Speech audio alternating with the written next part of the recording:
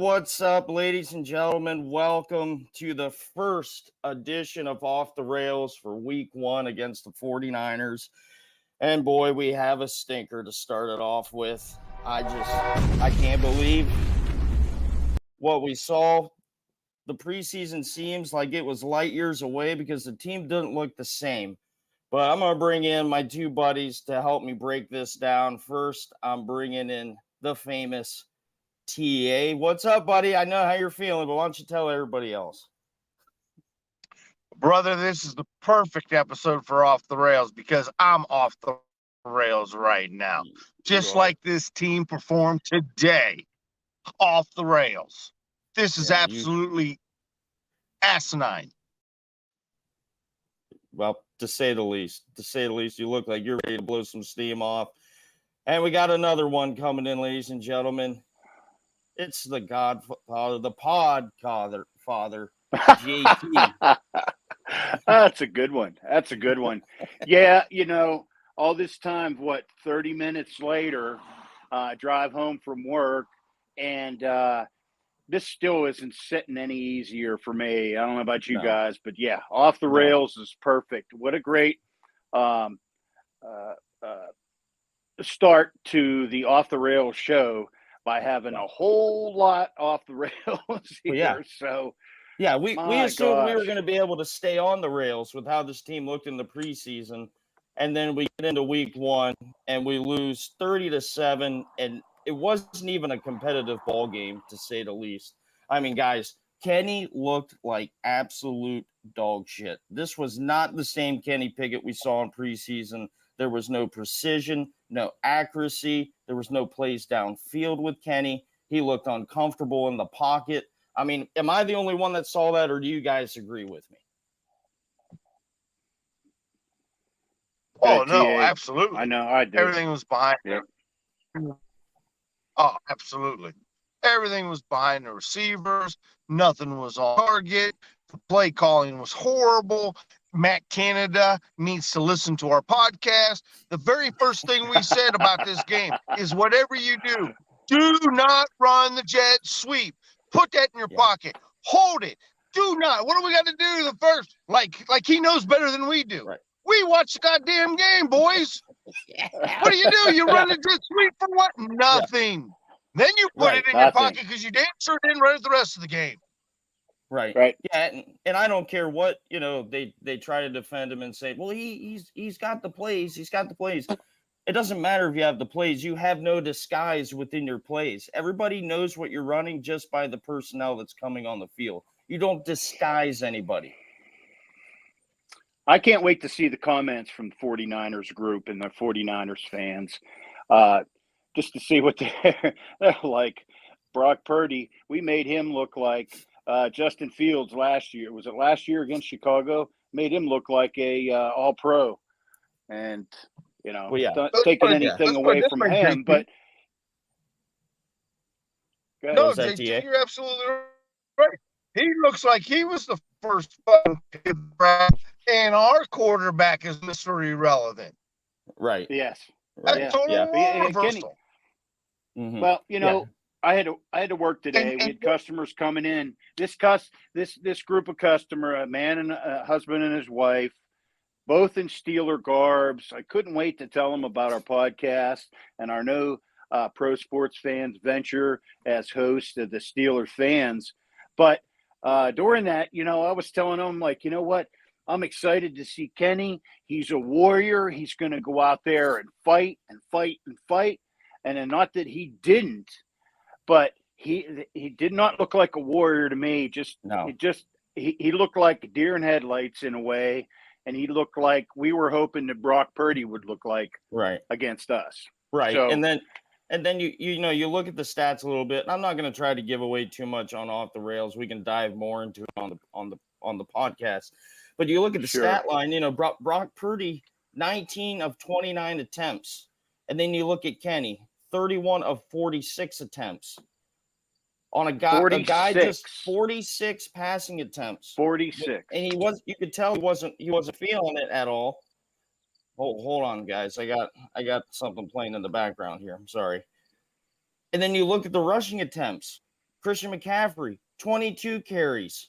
Najee Harris, 6. Jaylen Warren, 3 carries. They didn't allow the running game to take the heat off of Kenny and start pounding the ball again. I don't know if that had something to do with the score, that they were just too busy trying to play catch up and just totally threw the running game into the trash can and put it on Kenny's arm. But it was not the game to do it. I know we said on the podcast that the best way to beat this team was to beat them in the air. Well, maybe that's what the 49ers were going into, saying we need to be better against the pass and just make them abandon the run once we get ahead. Well, they certainly did make us. They took a page out of what our playbook was, which was stop their star running back. And I think they just handed that over to them and say, okay, you guys go ahead and you just stop our star running back and we'll just let yours run for 150 some yards or whatever. Even though that's what we figured we were going to do. So, pound the ball, get to that running game, the two-headed duo in the backfield. And so, where was that? How many carries did Jaylen have? 3 carries. How many? JT. 3 carries. 3 carries. Well, they took us out of our game that first drive. Right. I think they took us out of that game the first drive, and they're like, okay, you're not going to run the ball on us, and we're going to make it hard on your quarterback. And I just saw this in Ravens. J.K. Dobbins suffered torn Achilles out for the season. Yeah. But okay, so abandon the running game, and just Kenny had a bad day, man. I mean, those two things, and then combined with we couldn't stop the run, and we couldn't really stop the passing either.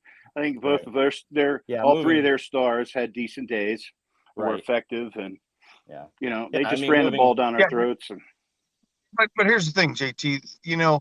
I listened to the group today talk about how bad our offensive line was. Our offensive line, I thought, played stellar. There was a couple of times where Kenny should have let the ball fly.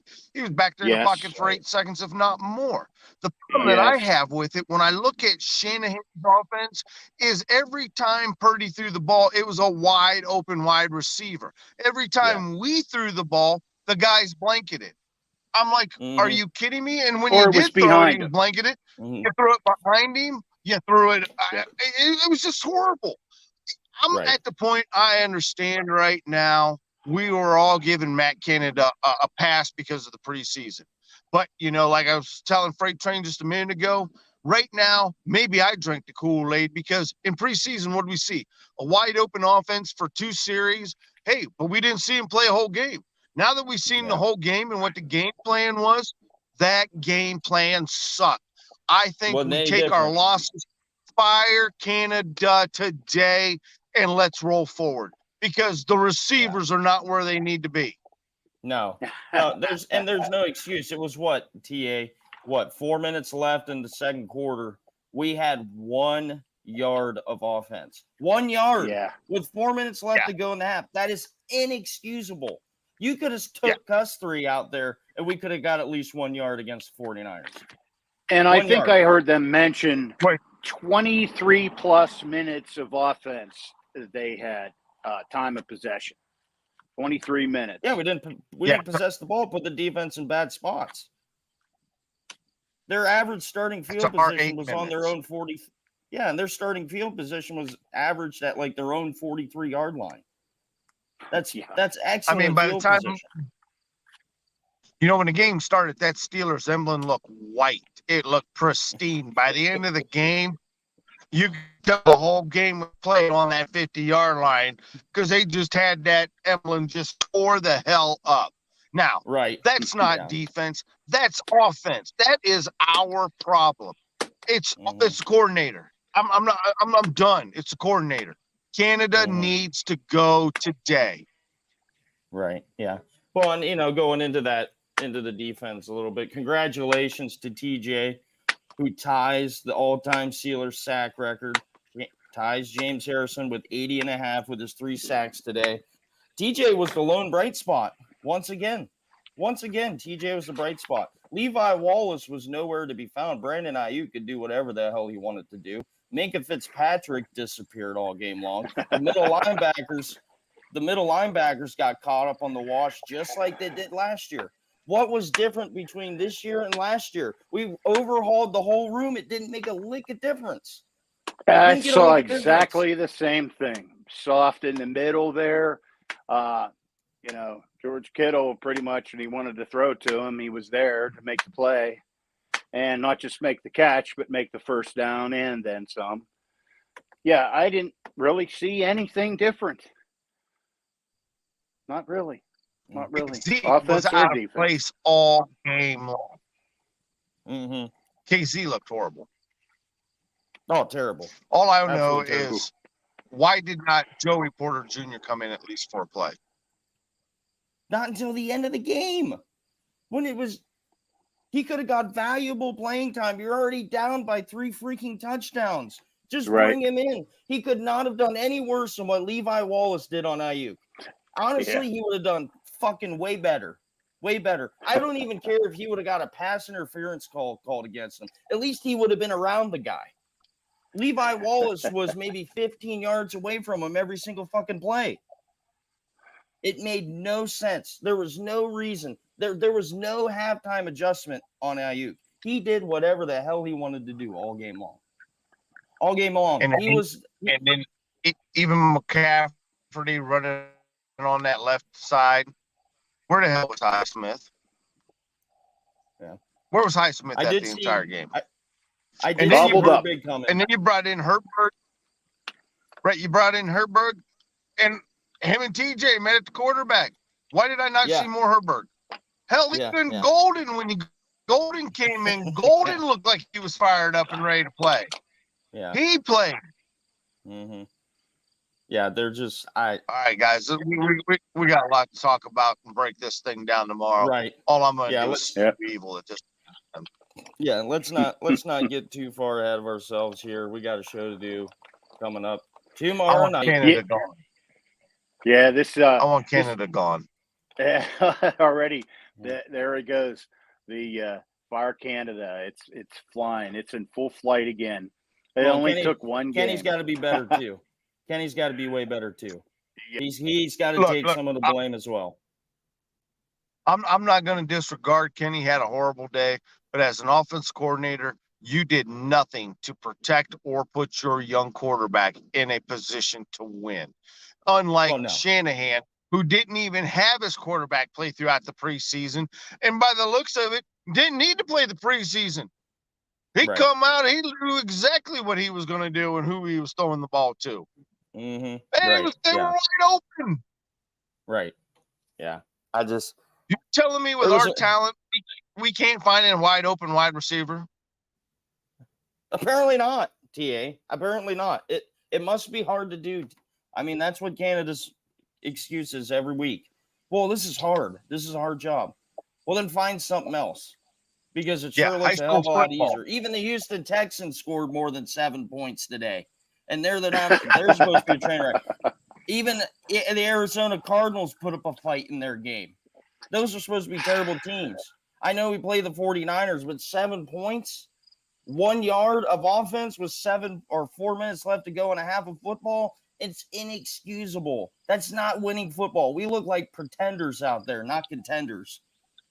A contender would have at least put up a fight and made this a football game. I don't care if it's week 1 or not. We had our players played in the preseason. They should have been rearing to go. And they look like they didn't even leave the hotel room. Inexcusable football. What's the story with Cam? Like they had him listed with this weird stomach thing. And so was it an injury? Was it a bug or whatever? And then he goes out there and then he plays first couple drives and then he's out. Yeah, it was a groin injury. He tried to give it a go. Groin. And then Deontay Johnson, he was out with a hamstring injury. Yeah, we got some bumps and bruises going into next week, but that's because they got their asses beat. To say the least, got their asses beat. Yeah, Buffalo and Philadelphia 2.0 from last year. It's reared its ugly head once again in 2023. Yeah, but guys, thank you. Thank you for coming on. I know we got a lot more to talk about, a lot more to get fired up about, but let's kind of lick our wounds here, talk it out tomorrow night, and it can only go up from here, right? It can't get any worse. Can't get any worse. Or Canada Well, it. Can't it? I don't know. But well, JT, why don't you plug the show for tomorrow night? All right, guys. Hey, yep. Come on up, back out. Keep your ears tuned right here. Facebook, Twitter, YouTube channels. Join in with us. We break it down. We get our thoughts. We'll let the emotions pass by, and then we'll break it down. And we're going to try to simulcast with our new platform. We'll be presenting this week. Look for us on the Pro Sports Fans app, psf.app on the web. If you've got an iPhone, it's ready to go. Grab us, join the Steelers group in the NFL channel.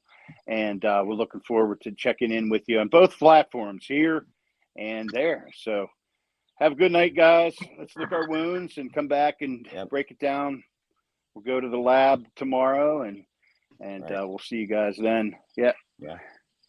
Utter disappointment today, ladies and gentlemen, to say the least. It was a train wreck. I'll play the sound effect once again. But guys, thank you for coming on with me. I wish it would have been better circumstances. I wish it would have been more of a closer fight, something that we could maybe look into positivity moving into week 2. But boy, there wasn't really much to take out of this game to be positive about, other than a couple individuals. Team-wise, not so much. No, there wasn't. Hey, a couple comments from Derpy Entertainment. Thanks for tuning in, guys. 05 had expectations, just saying. And then he said, that's why you play 17 weeks. It's for a reason. So, well, this one, fortunately, it's not going to hurt in the records as much. We could talk about that more tomorrow, Mike. But thanks for tuning in, Derpy Entertainment. Guys, have a good evening. Careful in the hot tub. Yep. Adios, amigos. Appreciate you all tuning in. And catch us tomorrow night. Later, Let's see that clip. I want to see it. Here we go.